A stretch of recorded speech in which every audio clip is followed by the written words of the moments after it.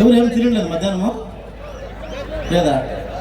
జై బలో భారత్ మాతాకి, సన్మాన్య శ్రీ HD ಕುಮಾರಸ್ವಾಮಿ ಅವರಿಗೆ, ನರೇಂದ್ರ ಮೋದಿ ಅವರಿಗೆ, ದೇವೇಗೌಡರಿಗೆ, ನಿಮಗೆ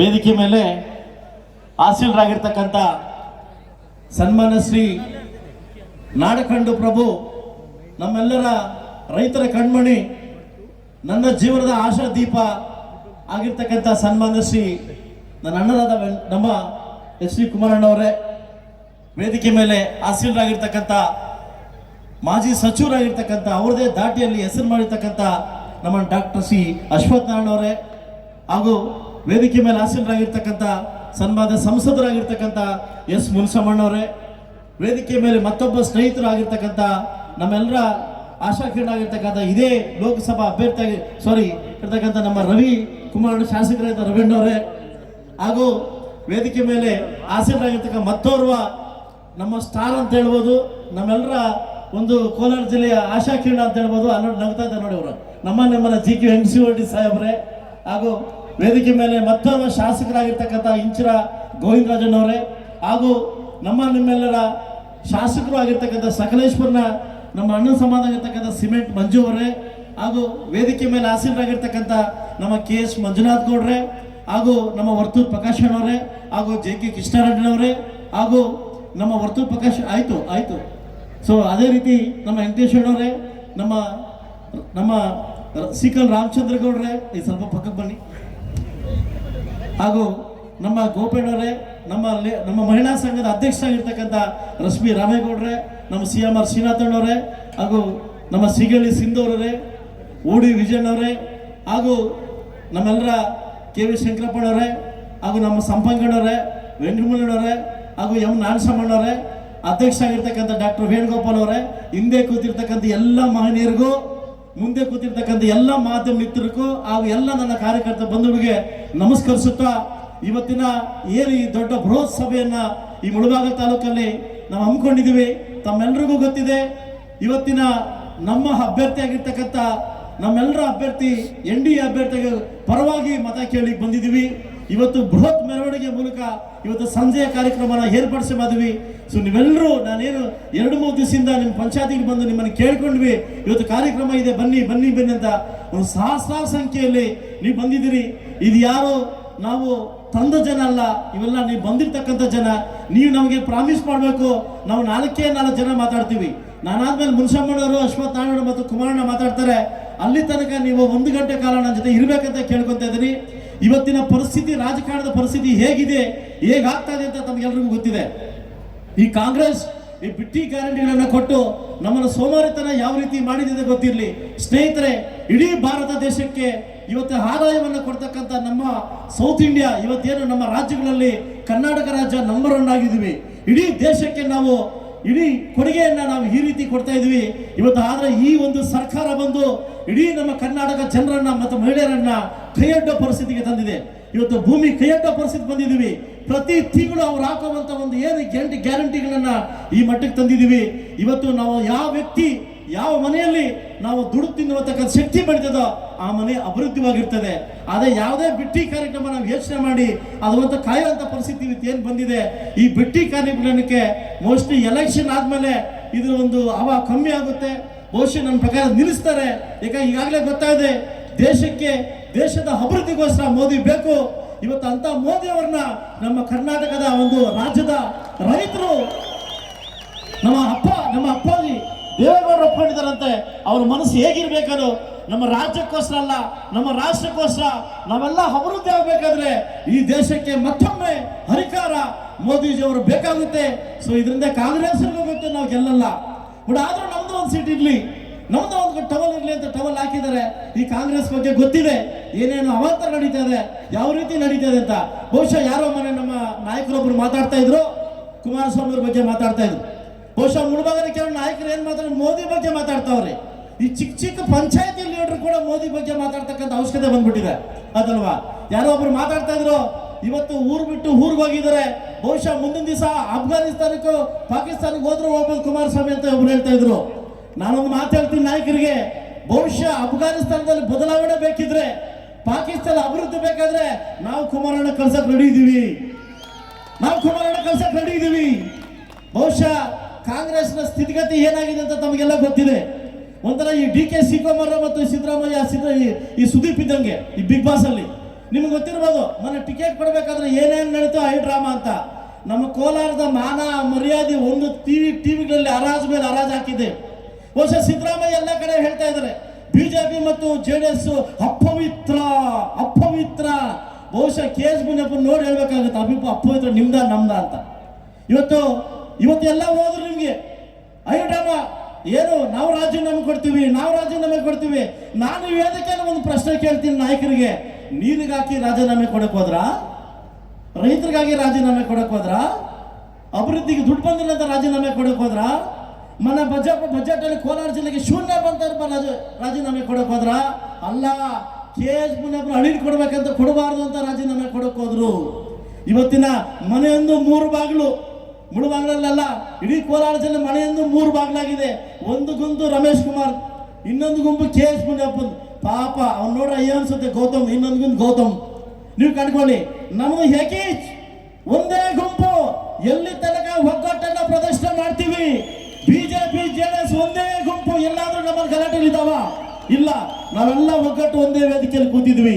ದಯವಿಟ್ಟು ನಾನು ಈ ಮೂಲಕ ಕರೆ ಕೊಡ್ತೀನಿ, ಸಾಕಷ್ಟು ಜನ ಹಿರಿಯ ಕುರಿತು ಒಂದು ಡೌಟ್ ಇದೆ. ಬಿಜೆಪಿ ಇವ್ರಿಗೆ ಎಲ್ಲ ತಲೆ ಹೊತ್ತ ಮೈತ ಮಹಿಳೆ 2ನೇ ನಂಬರ್ ಕುರಿತು ಇದಕ್ಕೆ ವೋಟ್ ಹಾಕೋ ಮುಖಾಂತರ ನಮ್ಮ NDA ಅಭ್ಯರ್ಥಿನ ಗೆಲ್ಲಿಸ್ಕೊಡ್ಬೇಕು ಅಂತ ಹೇಳ್ತಾ, ಬಹುಶಃ ನಾನು ಕುಮಾರಣ್ಣ ಬಗ್ಗೆ ನೀವು ಏನು ಹೇಳಂಗಿಲ್ಲ. ಕುಮಾರಣ್ಣ ಬಗ್ಗೆ ಗೊತ್ತು, ಇಡೀ ಕರ್ನಾಟಕ ರಾಜ್ಯ ಜನ ಕುಮಾರಣ್ಣಗೆ ಆಶೀರ್ವಾದ ಮಾಡಕ್ ಕಾಯ್ತಾವ್ರೆ. ಇವತ್ತು ಭಾರತ ದೇಶದಲ್ಲಿ ಮೋದಿಯವರ ಸರ್ಕಾರದಲ್ಲಿ ಕುಮಾರಣ್ಣ ಏನಾದರೂ ಕೇಂದ್ರ ಮಂತ್ರಿ ಆದ್ರೆ ಬಹುಶಃ ನಮಗೆಲ್ಲ ಎಷ್ಟು ಆರೋಗ್ಯಕರವಾಗಿರುತ್ತೆ ಅನ್ನೋದನ್ನ ನೀವು ಯೋಚನೆ ಮಾಡಬೇಕು. ಮುಳುಬಾಗಿಲು ತಾಲೂಕು ಜನಕ್ಕೆ ನಾನು ಕೈ ಮುಗಿದು ಭಿಕ್ಷೆ ಕೇಳ್ತಾ ಇದ್ದೀನಿ. 97,000 vote plus 2,800 vote, 1 lakh vote ನೀವು ಕೊಟ್ಟಿದ್ದೀರಿ. ನನ್ನ ಅಣ್ಣನ ಸಮಾಜ, ನನ್ನ ತಮ್ಮನ ಸಮಾಜ, ನನ್ನ NDA ಅಭ್ಯರ್ಥಿಗೆ, ನನ್ನ ಅಭ್ಯರ್ಥಿಗೆ ಇನ್ನೂ ಯಥೇಚ್ಛವಾಗಿ ಮತ ಕೊಡೋ ಮುಖಾಂತರವಾಗಿ ನನ್ನನ್ನು ಉಳಿಸ್ಕೊಂತೀರಿ. ಬಹುಶಃ ಇದರಲ್ಲಿ ಏನಾದರೂ ಸೋತಿದ್ದೀನಿ ಅಂತಂದ್ರೆ ಬಹುಶಃ ನೆಕ್ಸ್ಟ್ ಅಭಿವೃದ್ಧಿಗೆ ನನಗೆ ಕುಂಠಿತವಾಗ್ತದೆ, ಮುಳುಬಾಗಿಲ ಹಣ ತರಲಿಕ್ಕೆ ನನಗೆ ಕುಂಠಿತವಾಗ್ತದೆ. ತಮ್ಮ ಗೊತ್ತಿರಲಿ, ಕಾಂಗ್ರೆಸ್ದ ಮೈಮಾಟ, ಕಾಂಗ್ರೆಸ್ ಯಾವ ರೀತಿ ಒಂದು ನಾಟಕ ಆಡ್ತೀನಿ ತಮಗೆಲ್ಲ ಗೊತ್ತಿದೆ. ಯಾರೊಬ್ಬ ಮಹಾನ್ ಬಾಬರು ಹೇಳ್ತಾ ಇದ್ರು, ಹೆಣ್ಣು ಮಕ್ಳು ಏನಾದ್ರು ವೋಟ್ ಹಾಕಿಲ್ಲ ಅಂದ್ರೆ 2,000 ನಿಲ್ಲಿಸ್ತೀವಿ. ಏನ್ ನಿಮ್ಮ ಅಪ್ಪನ ದುಡ್ಡನ್ನು ನಿಲ್ಲಿಸ್ತೀರಾ? ನಮ್ದೇ ತೆರಿಗೆ, ನಮ್ದೇ ದುಡ್ಡು, ನಮ್ಮ ಬಸ್ ಕೊಡ್ತಾ ಇದ್ದೀರಿ. ನೀವೇನಾದ್ರೂ ಹಾಕಿಲ್ಲ ಹೆಣ್ಮಕ್ಳಾದ್ರೆ 2,000 ನಿಲ್ಲಿಸ್ತೀವಿ.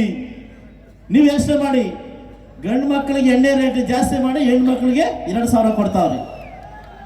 ನಾನು ಕುಮಾರಣ್ಣ ಹೇಳಿದ್ರು, ನನ್ನ ತಾಯಿಂದ್ರು ಅಂತ ಹೇಳಿದ್ರು, ಹೆಣ್ಮಕ್ಳು ಅಂತ ಹೇಳಿಲ್ಲ, ನನ್ನ ತಾಯಿಂದ್ರು.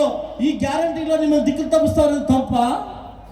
ತಪ್ಪ ಮಾನವ ಮುಖ್ಯಮಂತ್ರಿಗಳ ನಿಮ್ಮೊಂದು ಮಾತು ಕೇಳ್ತೀನಿ, ನಿಮ್ಮ ಮುಳುಬಾಗಿಲು ತಾಲೂಕು ನಿಮ್ಮ ಕೊಡುಗೆ ಏನು ಅಭಿವೃದ್ಧಿ ದುಡ್ಡು ಕೊಟ್ಟಿದ್ರಿ ನಮಗೆ?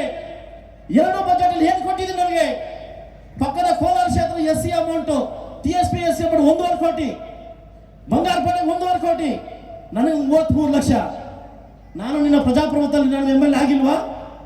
ನಾನು JDS ಅಂದಿದ್ದಕ್ಕೆ ನಾನು ಖಂಡನೆ ಮಾಡ್ತೀರಾ? ನೀವೇನು ಹೇಳ್ತೀರಿ? ನೀವು ಮಾತಾಡಿದ್ರೆ ಸೆಂಟ್ರಲ್ ಗೌರ್ಮೆಂಟ್ ನಮಗೆ ಮೋಸ ಮಾಡ್ತಾವ್ರೆ, ನೀವು ಮಾಡ್ತಕ್ಕಂಥ ಏನು? ನಿಮ್ಮ ಶಾಸಕರಿಗೆ 25 ಕೋಟಿ ಅನುದಾನ ಕೊಟ್ಟಿದ್ರಿ, ನಮ್ಗೆ 1 ರೂಪಾಯಿ ಕೊಟ್ಟಿಲ್ಲ. ಅವ್ರು ಯಾರ ಮಕ್ಕಳು, ನಾವು ಯಾರ ಮಕ್ಕಳು ಆಗಿದ್ರೆ?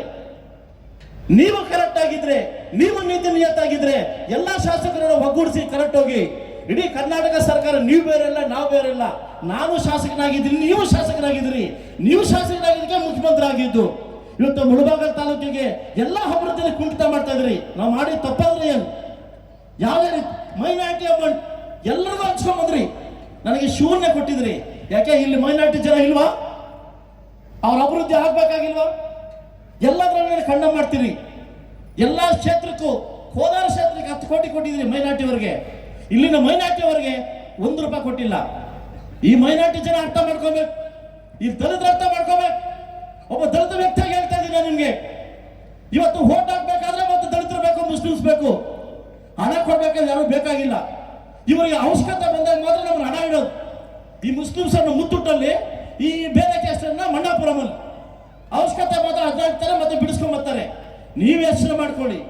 ಪ್ರತಿ ದಿನ ಹೇಳ್ತೇವೆ ನುಡಿದಂತೆ ನಡೆದಿದ್ದೇವೆ ಪೇಪರ್ಗಳಲ್ಲಿ.